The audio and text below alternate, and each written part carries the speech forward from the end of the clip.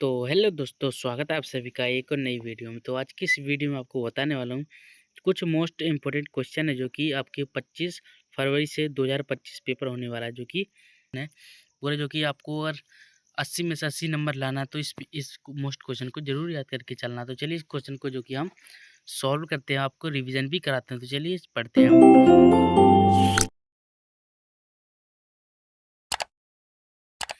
तो सबसे पहले हमारा पहला क्वेश्चन है, भारत हिंदी युग में निकलने वाली पत्रिका युग में। तो राइट आंसर क्या होगा आपका, क्योंकि कविचंद सुधा हिंदी प्रदीप। ठीक है, दूसरा पढ़ते हैं हम लोग। तद्रुद्र पत्रिका के संपादक का नाम क्या है? आपका राइट आंसर जो कि अखिलेश। ठीक है, अखिलेश नाम था उसका। तीसरा पढ़ते हैं हम, रस, जो कि रस की परिभाषा लिखनी है। तो चलिए उसका उत्तर जो कि परिभाषा देख लेते हैं हम लोग। शब्द का शाब्दिक अर्थ आनंद होता है। जब हम लोग कोई कविता को पढ़ते हैं या कोई नाटक देखते हैं तो उसे समय में हमें एक अलग ही आनंद की अनुभूति होती है, वहाँ आनंद रस कहलाता है। अब हम अच्छी तरह समझ सकते हैं कि रस क्या है। तो जो कि रस के जो कि 4 अंग है। ठीक है, पहला है स्थायी भाव, विभाव, अनुभव और संचारी भाव। ये रस के अंग है। चलिए पाँचवें देखते हैं हम। विभाव की परिभाषा लिखिए। उत्तर हमारा, रसों को जगाने या दयित करने वाला कारण ही विभव कहलाता। ठीक है, छठ में देखते हैं हम। वाक्य की परिभाषा लिखिए। उत्तर हमारा, सार्थक या उचित शब्दों के व्यवस्थित समूह जिससे कोई उचित अर्थ प्रकट होता है, उस शब्दों के व्यवस्थित समूह को वाक्य कहते हैं। चलिए उसके बाद नेक्स्ट क्वेश्चन देखते हैं हम, सातवां। अर्थ के आधार पर वाक्य कितने प्रकार के होते हैं? उत्तर हमारा उत्तर हमारा, अर्थ के आधार पर वाक्य 8 प्रकार के होते हैं। ठीक है, पूरा 8 प्रकार का वाक्य, जो कि विधानवाचक वाक्य, निषेधवाचक वाक्य, आज्ञावाचक वाक्य, प्रश्नवाचक, इच्छावाचक, संदेहवाचक और विषय वाक्य और एक संकेतवाचक वाक्य। ये 8 प्रकार के हो गए। ठीक है, उसका सातवां पढ़ते हैं। रचना के आधार पर वाक्य कितने प्रकार के होते हैं? रचना के आधार पर वाक्य होते हैं जो कितने प्रकार के? 3 प्रकार के होते हैं। ठीक है, रचना के आधार पर आधार के 3 प्रकार के होते हैं। पहला साधारण वाक्य, संयुक्त और मिश्रित। ठीक है, आठवां देखते हैं, मातृभाषा किसे कहते हैं? उत्तर हमारा, ये बहुत ही क्वेश्चन आता है। उत्तर हमारा, जिस भाषा को बालक बचपन में अपनी माँ से सीखता है उसे हम मातृभाषा कहते हैं। जो कि शुरू से गांव में जो छोटी से भाषा बोलता है वही हमारे मातृभाषा होती है, छोटी से बड़ी तक बोली। ठीक है, नौवां है, राष्ट्रभाषा किसे कहते हैं? तो एक गाइस आप बना के भी लिख सकते हैं, जो कि अपने राष्ट्र में जो भाषा बोली जाती है उसे राष्ट्रभाषा कह सकते हैं। ठीक है, ये भी आप लिख सकते हैं। चलिए ये वाली भी देख लेते हैं। भारत में अनेक भाषाएं बोली जाती हैं, ये भी आपको पता है। सब प्रदेशों की अपनी अलग अलग भाषा है। भारतीय संविधान में 22 भाषाओं को स्वीकार किया जाता है। संस्कृत, हिंदी, अंग्रेजी, उर्दू, अश्मीरी, पंजाबी, कई भाषा का जो कि उल्लंघन होता है। ठीक है, ये आपको पढ़ लेना है।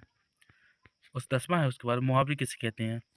आप अपनी भाषा में भी लिख सकते हैं। ठीक है, उसके बाद नाटक, नाटक को परिभाषित कीजिए। ठीक है, किसी महापुरुष के जीवन की घटनाओं का अनुकरण किया जाता है।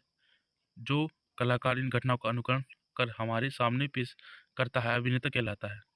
नाटक है, नाटक में मूल भाव अनुकरण या नकल होता है। नाटक का आनंद देख कर लिया जाता है, इसलिए यह दृश्य काव्य कहलाता है। नाटक की वास्तविक सफलता मंच पर खेल जाने है।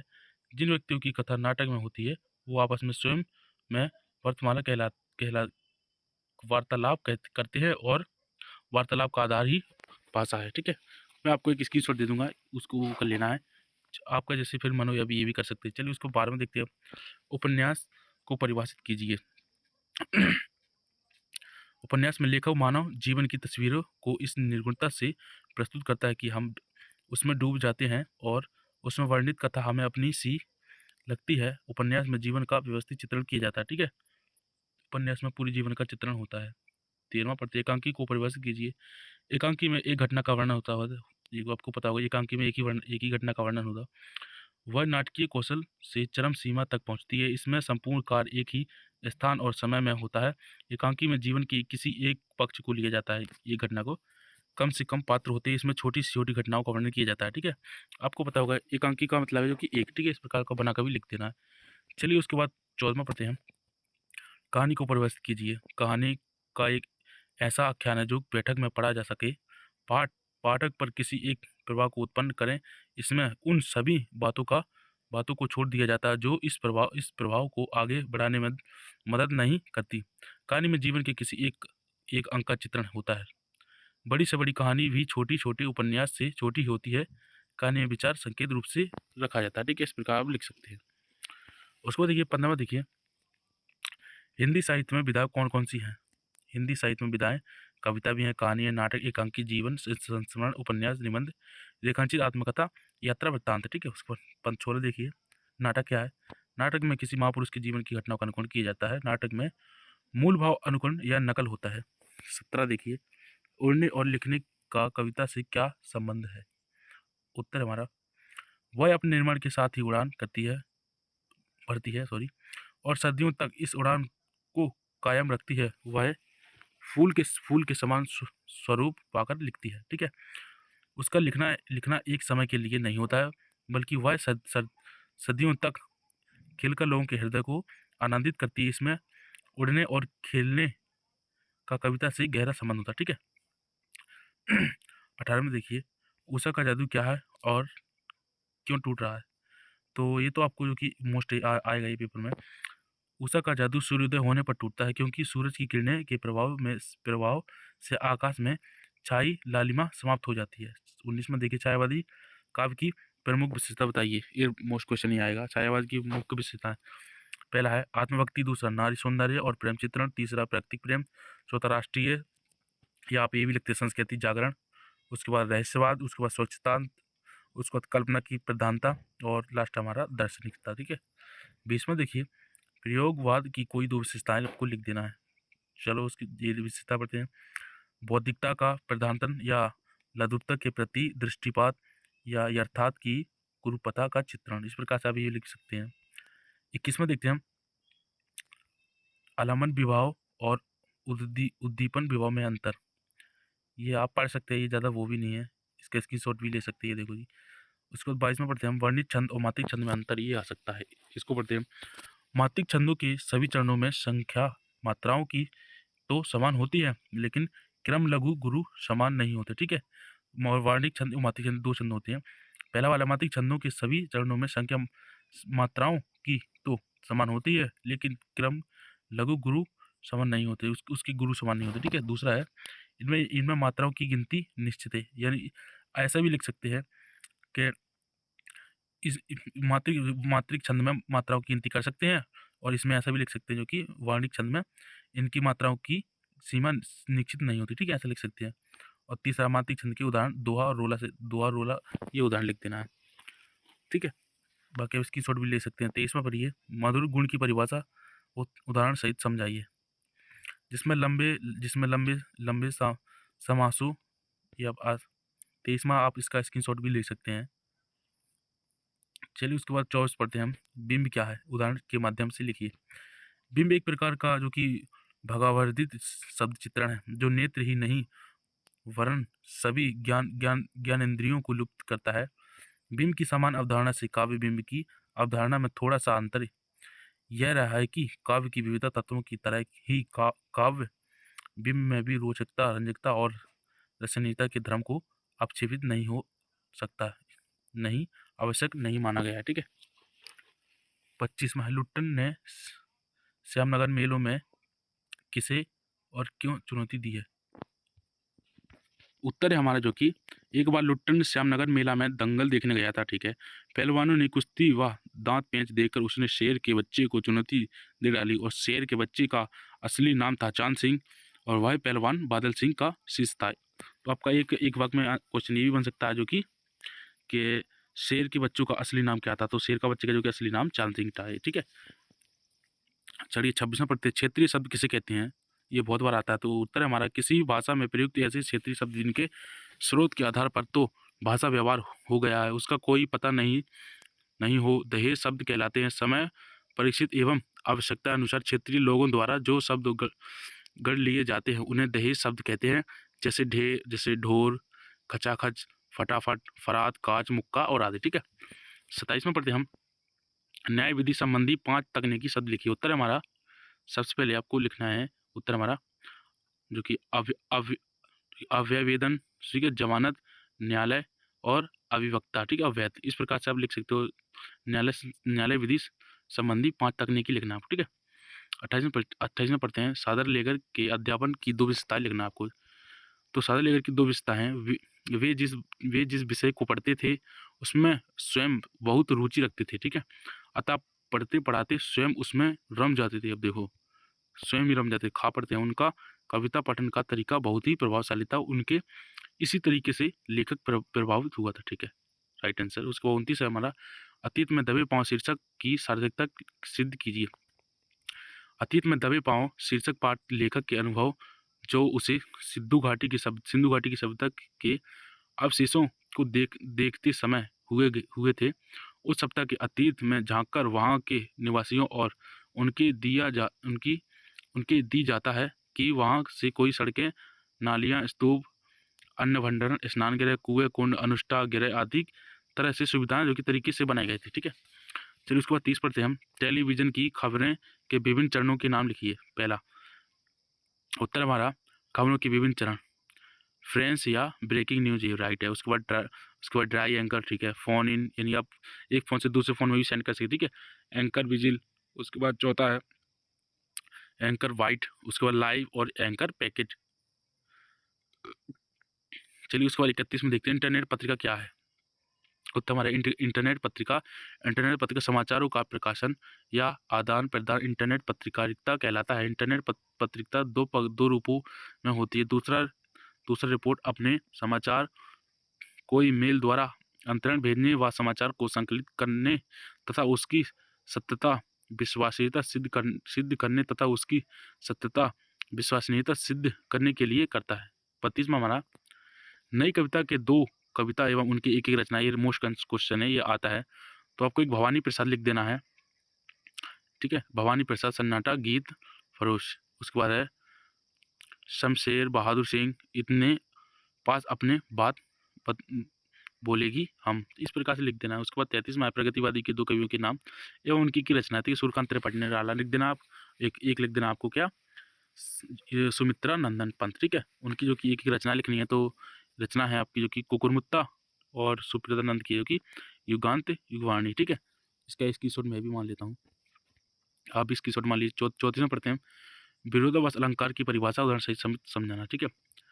तो विरोधाभास अलंकार के अंतर्गत एक ही वाक्य में आपस में कटघरे करते हुए 2 या 2 से अधिक भावों का प्रयोग किया जाता है। इस वाक्य में जहर को मीठा बताया गया है, जबकि ज्ञातव्य कि जहर मीठा नहीं होता है, ठीक है। उसके बाद, जैसे हम बच्चे होते हैं तो सोचते हैं कि कब बड़े होंगे, और बड़े होने पर सोचते हैं बचपन के भी दिन क्या दिन थे, यानी कि फिर पछतावा होता है, ठीक है। उसके बाद 35 में, सोटा छंद में कितनी मात्राएं होती हैं। सोटा सोटा एक मात्रिक छंद है और ये दुआ का ठीक उल्टा है, ठीक है। इसके विषम चरणों में 11-11 होती हैं और सम चरणों में 13-13 मात्राएं होती है, ठीक है। उसके बाद इसने क्या बोला है, उदाहरण सभी समझाना। तो उदाहरण लिखना है आपको। विषय चरणों के अंत में एक गुरु होता है और एक लघु होता है, ठीक है। इस प्रकार से उदाहरण लिख देना है। इसके 36 में देखते हैं, निबंध किसे कहते हैं, किन्हीं 2 निबंधकारों एवं उनके 2-2 निबंधकारों के नाम लिखिए। तो आपको 2 निबंधकारों के नाम लिखना है, ठीक है। चलिए, तो सबसे पहले हमारा रचनाकार आलोचनात्मक सोच क्षमताओं को प्रदर्शित करने के लिए किया जाता है, ठीक है। पहला लिख देना आपको रविन्द्रनाथ टैगोर, दूसरा भारत के राष्ट्रवाद सिंह स्वराज और चरक का पंथ और शाकाहारीवाद, ठीक है। उसके बाद 37 में देखिए, गद्य की विधाओं को प्रमुख एवं गौड़ विधाओं में वर्णीकृत करने के लिए, ठीक है। इस प्रकार से इसका स्क्रीनशॉट ले लीजिए, ज़्यादा इम्पोर्टेंट नहीं है। 38 में देखते हैं, लेखक जितेंद्र कुमार के अनुसार बाजारूपन से क्या तात्पर्य है। आंसर हमारे लेखक जितेंद्र कुमार के अनुसार बाजारूपन से उन्होंने व्यापारिक और बाजारी दृष्टिकोण की बात की थी। इस शब्द का तात्पर्य वस्त्र, व्यवहार, श्रृंगारित आदर्श और साहित्यिक उत्पादों में बाजीकरण से हो सकता है, जहाँ सामाजिक और आर्थिक परिवर्तनों का वर्णन होता है।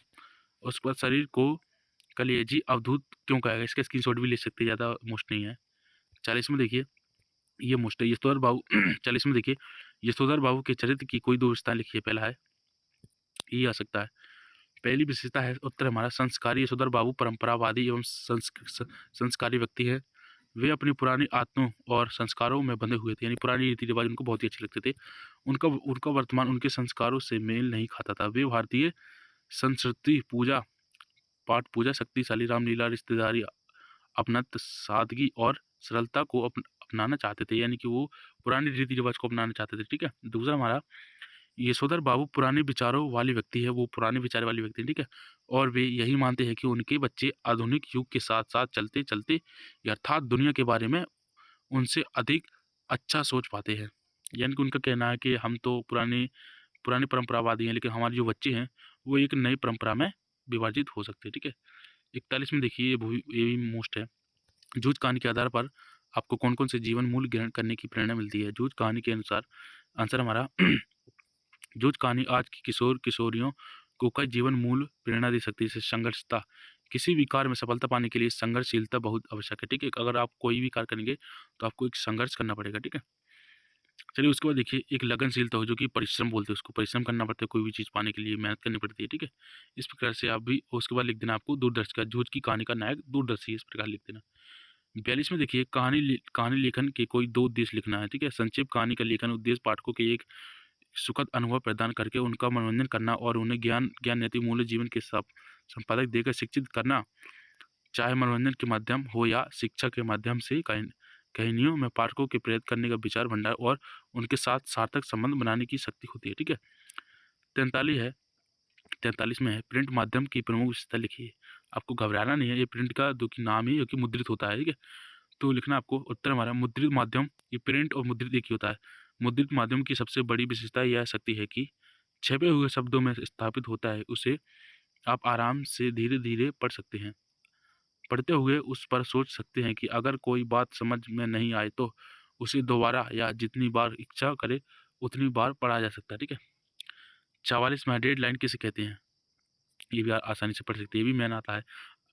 अखबार या पत्रिका में समाचारों या रिपोर्ट को प्रकाशन के लिए स्वीकार करने के लिए एक निश्चित समय सीमा होती है, जिन्हें डेडलाइन कहते हैं। यानी कि अखबार वगैरह बनाने वाले जो कि इनकी समक्षी सीमा होती है, उसे क्या कहते हैं? डेडलाइन कहते हैं, जो कि अखबार मशीन को छापते हैं, ठीक है? 45 में शेर के बच्चे का असल नाम क्या था? देखो आगे ना मैं क्या बोला था, एक नंबर में भी आ सकता है, ठीक है? तो शेर के जो कि शेर के बच्चे का असली नाम क्या था? कि चांद सिंह था, ये ध्यान रखना है। वह अपने गुरु पहलवान जो कि ये भी आ सकता है कि उनके गुरु का नाम लिखिए। चांद सिंह के गुरु का नाम था, आपको क्या बोलना है? कि पहलवान बादल सिंह, ठीक है? उसके बाद लिखना आपको पंजाब से पहले पंजाब से पहले पहले श्यामनगर मेले में आया था।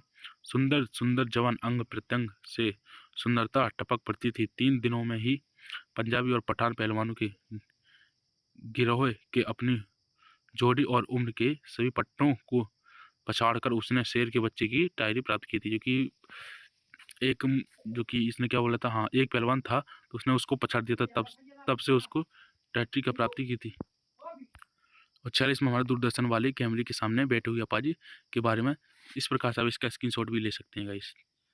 तो वीडियो बहुत लंबी हो गई है, तो गाइस मेहनत के लिए एक लाइक और चैनल पर सब्सक्राइब करके रखना है। मिलेंगे जब तक के लिए नेक्स्ट वीडियो में और आपको ऐसे ही अपडेट देते रहेंगे। तो चलिए मिलते हैं तब तक नेक्स्ट वीडियो में। Thanks for watching, bye bye.